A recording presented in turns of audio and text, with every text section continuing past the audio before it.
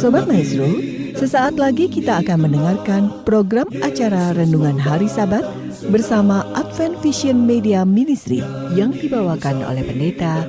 Selamat mendengarkan. Yesus mau datang segera. Shalom, selamat pagi, selamat sahabat, salam damai sejahtera bagi semua pendengar Maestro yang kami kasihi. Berjumpa kembali dengan saya Pendeta Cucu Elia untuk bersama-sama merenungkan firman Tuhan yang pada pagi hari ini kita akan belajar kisah sukses cara Daniel. Dan sebelum kita akan lanjutkan, mari kita akan berdoa. Bapa kami yang bertahta dalam kerajaan sorga, pada pagi Sabat ini kami berdoa dan mohon berkat. Kami ucap syukur untuk perlindungan penyertaan Tuhan dalam istirahat kami sepanjang malam.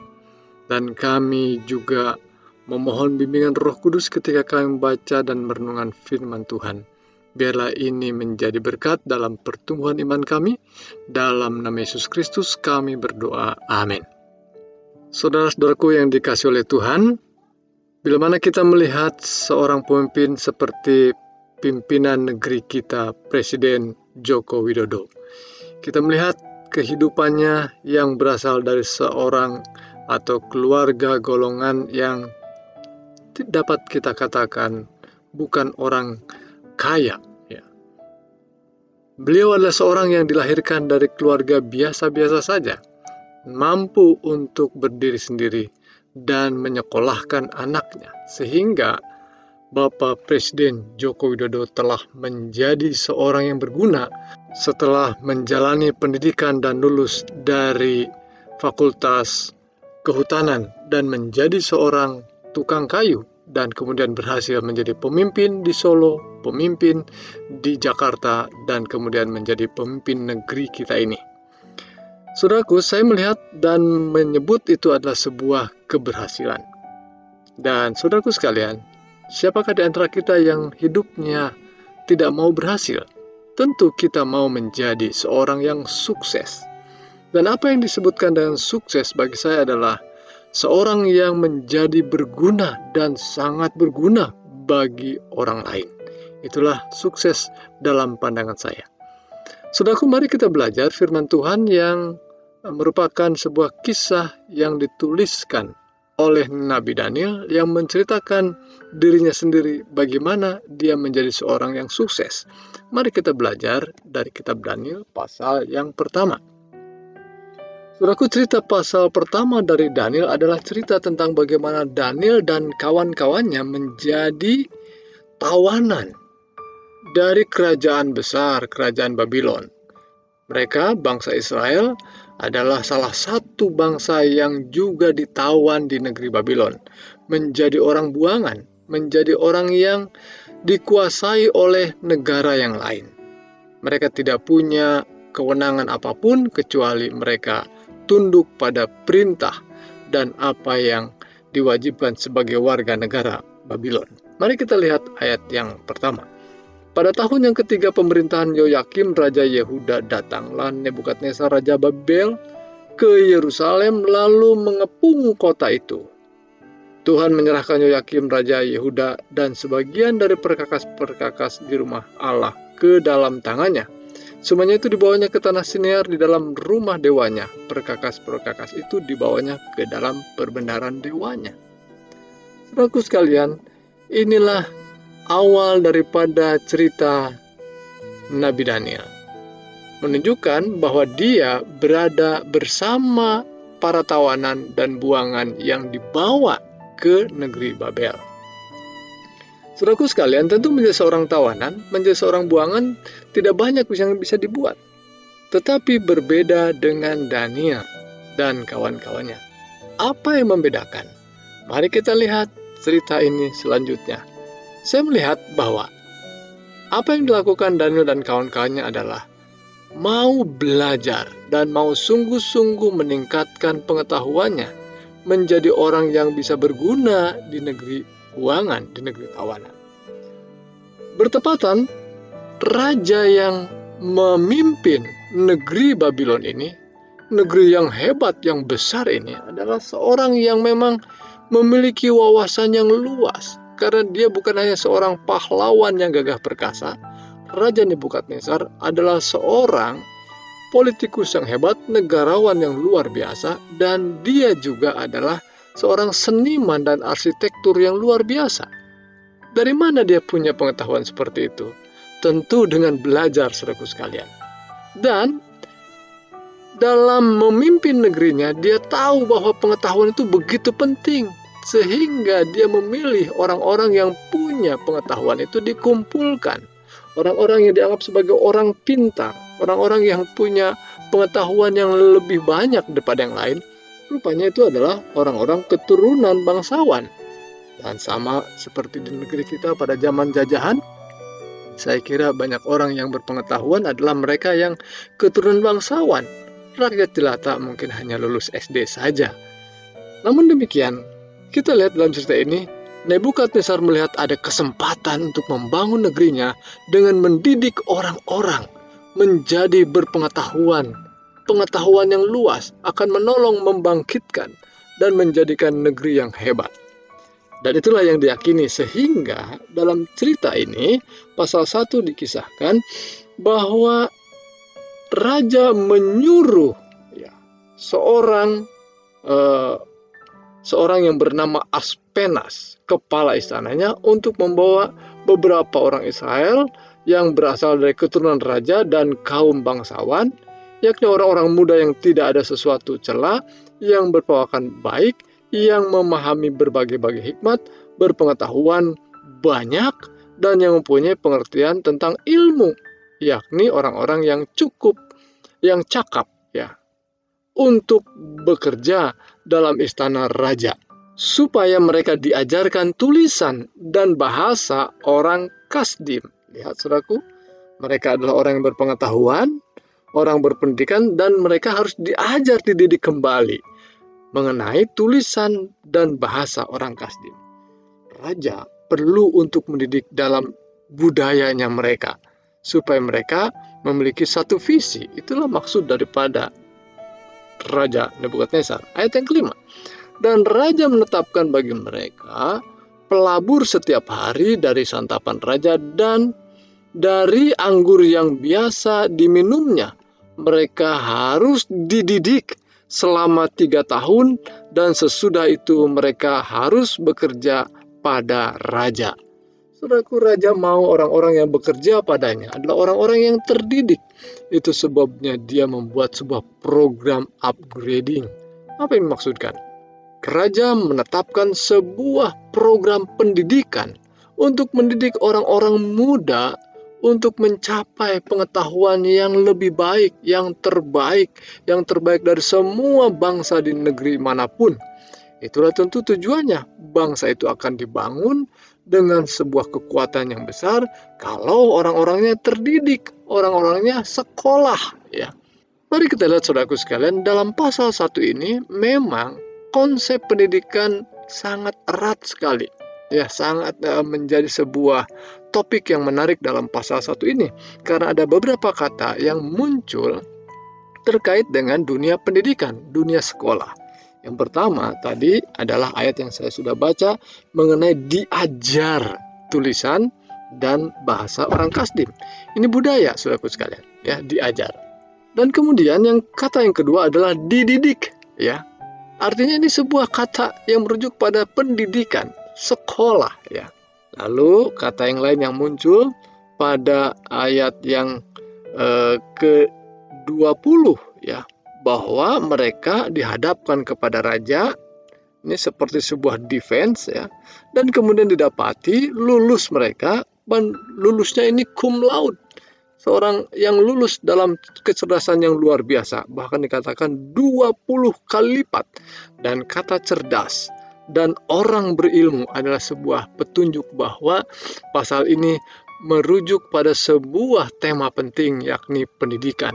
Bahwa pendidikan dan sekolah itu sungguh amat penting bagi Daniel, dan khususnya juga adalah Raja Nebukadnezar yang menyelenggarakan pendidikan khusus selama 3 tahun. Saudaraku sekalian, menarik tentunya melihat cerita ini dari sisi yang lain. Ya, bila mana kita membaca kitab Daniel, seminar-seminar kitab Daniel seringkali menampilkan nubuatan yang mungkin rumit untuk kita cermati. Tetapi saudaraku sekalian, cerita ini cerita yang sungguh sesuatu yang lumrah harusnya kita lihat, bahwa dunia ini berputar, ya, berjalan dengan sesuatu yang harusnya dilengkapi dengan pendidikan. Dan setiap orang harus punya niat atau tekad yang kuat untuk mencapai pengertian pendidikan yang lebih baik. Baik saudaraku sekalian, mari kita lihat. Dalam pendidikan tentu saja di dalamnya ada latar belakang, ada tujuan yang mau dicapai. Kelihatannya Nebukadnezar berharap bahwa ilmu-ilmu yang diperoleh dari berbagai bangsa yang ditawannya dapat diintegrasikan menjadi sebuah pendidikan yang lebih tinggi dengan melengkapi dengan ilmu-ilmu yang lain, dan khususnya pengetahuan dan budaya yang dimiliki oleh kerajaan Babylon. Itu sebabnya mereka sekalipun sudah berpendidikan, sekalipun berwawasan banyak, mereka harus belajar tulisan dan bahasa orang Kasdim. Saudaraku sekalian, saya ingin memberitahu bahwa ketika seorang belajar bahasa, ketika seorang mau kursus bahasa Inggris, bahasa Mandarin, atau kursus bahasa apapun, saudara mau tidak mau akan belajar budaya orang tertentu. Ya. Karena ketika kita belajar tulisannya, kita belajar bahasanya, sesungguhnya kita sedang belajar juga budayanya. Karena ketika kita mengerti satu kata dari bahasa orang yang kita sedang pelajari, kita sedang mempelajari juga budayanya. Ya. Karena ketika budaya tertentu menggunakan sebuah istilah untuk satu pekerjaan tertentu, kita akan melihat itulah budayanya. Dan kosakata yang dimiliki dengan latar belakang budaya, latar belakang iklim, latar belakang keadaan alam, itu semua mempunyai kosakata yang berbeda. Dan sekali lagi saudaraku sekalian, belajar bahasa, belajar tulisan, sebetulnya ini sedang belajar budaya. Dan sekaligus saudaraku sekalian, saya ingin garis bawahi bahwa mereka pada akhirnya belajar juga tentang kepercayaan atau agama yang dimiliki oleh orang tersebut, ya, atau negara tersebut. Dan itulah sebabnya Daniel dan kawan-kawannya pada waktu dia sekolah diberi nama. Ya, diberi nama. Mereka sebetulnya namanya adalah Daniel, Hananya, Misael, dan Azaria. Tetapi mereka kemudian diberi nama, yaitu namanya Sadrak, Mesak, dan Abednego. Dan Daniel sendiri disebut sebagai Belzasar. Luar biasa saudaraku sekalian. Sebetulnya mereka mau mengubah pribadi ini menjadi pribadi yang berbeda, yang berpengetahuan dan cerdas, dan mau mengabdi kepada raja sesuai dengan yang diharapkan oleh raja. Saudaraku sekalian, singkatnya apa yang saya ingin bagikan di sini adalah bahwa pasal 1 perlu dilihat sebagai sebuah pelajaran penting bagi orang-orang muda. Untuk mana kita dapat berhasil meraih keberhasilan dalam hidup ini, kita perlu sekolah, kita perlu banyak belajar. Kita perlu belajar dari budaya orang lain. Kita perlu belajar dari ilmu-ilmu yang dimiliki oleh bangsa yang lain. Mungkin saja waktu kita belajar, ilmu itu tidak terpakai. Ya, kita tidak perlu pakai. Tapi saudaraku sekalian, menimba ilmu dari orang lain perlu sikap kerendahan hati. Saya mendapati sebuah kesaksian dari seorang yang sukses hidupnya. Diawali oleh satu pemikiran ketika dia mendapatkan modal sekarang ini. Miliaran rupiah. Dulu saya awali, katanya, hanya 2 juta rupiah saja. Tapi saya mau belajar rendah hati karena pada waktu itu saya mendapati ada seorang yang banyak sekali bertanya. Segala sesuatu ditanya. Seolah-olah dia tidak tahu apa-apa. Dan dia belajar dari orang itu. Karena kalau mau menjadi seorang yang berpengetahuan, kita harus banyak bertanya. Dan ketika kita bertanya, kita harus memiliki sikap rendah hati. Saudaraku, kalau ada gelas dan botol minuman, ketika botol minuman itu kita mau tuangkan ke dalam gelas, dan gelas yang kosong ini mau diisi, maka gelas yang kosong itu harus ditempatkan lebih rendah daripada botol.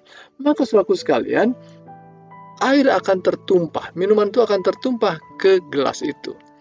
Saudaraku, ini sebuah umpama bahwa ketika saudara dan saya mau belajar, mau menimba ilmu dari orang lain, dari bangsa yang lain, dari kelompok yang lain, kita perlu lebih rendah hati sehingga benar-benar kita dapat menyerap pengetahuan dan ilmu dari orang lain.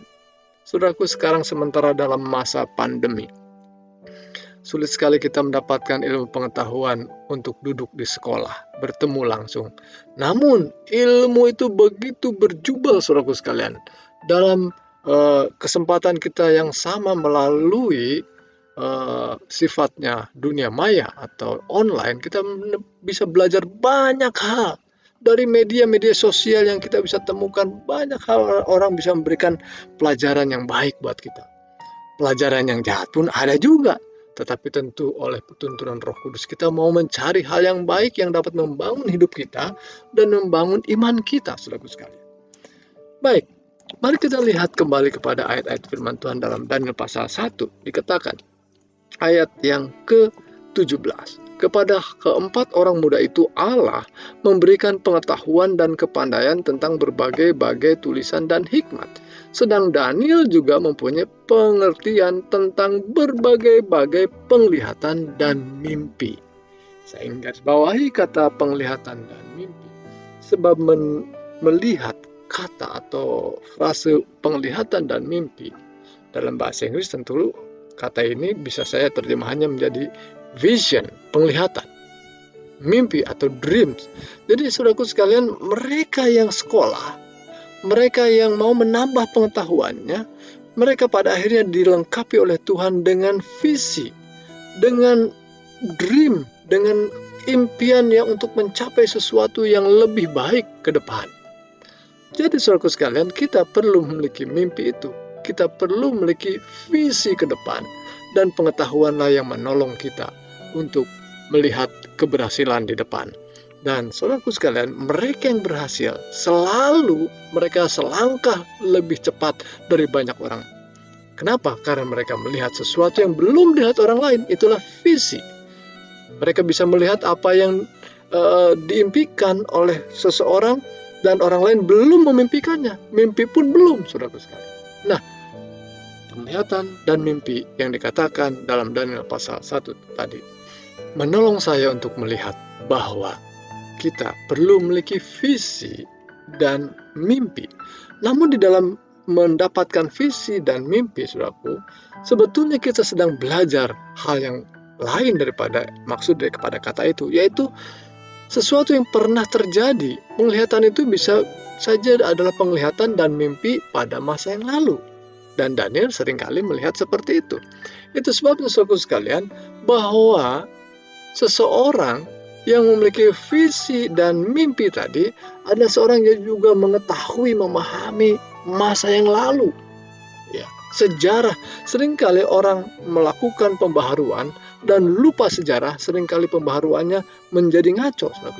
Itu sebabnya kita perlu belajar sejarah. Dan Alkitab adalah sejarah yang luar biasa, menceritakan orang-orang yang disertai oleh Tuhan, orang-orang yang ditegur oleh Tuhan. Dan itu adalah sejarah yang baik sekali untuk membangun iman kita, membangun hidup yang berhasil. Apa makna berhasil yang saya sebutkan tadi? Adalah menjadi lebih berguna, menjadi orang yang digunakan orang, menjadi berguna bagi banyak jiwa yang membutuhkan kehadiran dan pelayanan kita.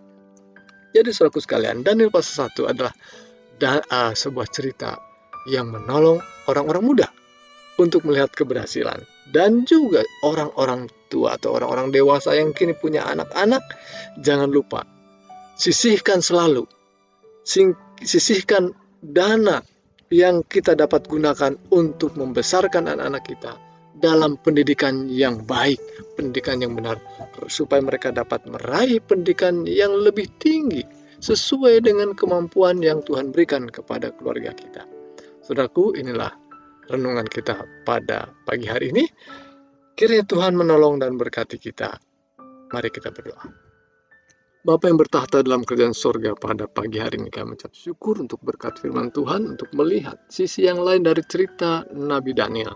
Seorang yang berhasil, seorang yang sukses di sebuah negeri tawanan, di mana ia menjadi salah satu di dalamnya menjadi tawanan. Namun dia berhasil menjadi berkat, menjadi berguna bagi banyak orang. Tuhan, kiranya Engkau memberkati kami juga. Kami rindu menjadi seorang berguna, seorang yang berhasil di dunia ini.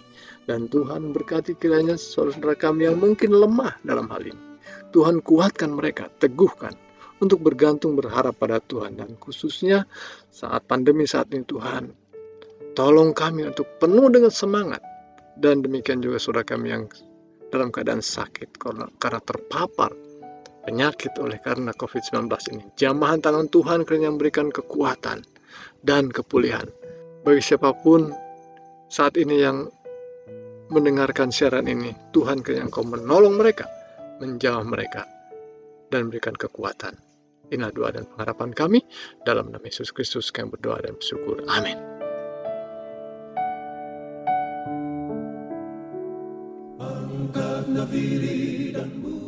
Sobat Maestro, Anda telah mendengarkan program acara Renungan Hari Sabat bersama Advent Vision Media Ministry. Untuk tanggapan pendengar, hubungi 087 888 777 689. Terima kasih atas kebersamaan Anda. Tuhan memberkati.